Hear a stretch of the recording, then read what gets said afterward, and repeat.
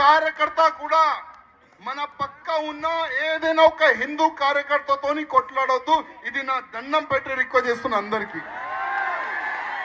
ఎందుకంటే చాలా మంది కుట్ర పందుతున్నారు మన రామనవమి శోభయాత్రని పాడ చేయడానికి.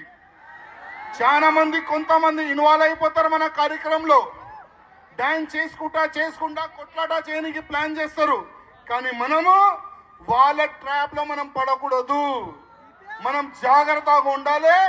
ఎవరైనా కొట్లానికి వస్తే చెప్పాలి, భయ్యా జై శ్రీరామ్, నువ్వు కూడా రామ్ భక్తు, నేను కూడా రామ్ భక్తు.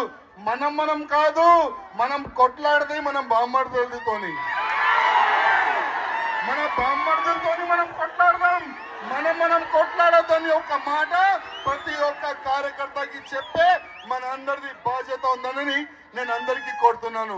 జై శ్రీరామ్, జై శ్రీరామ్.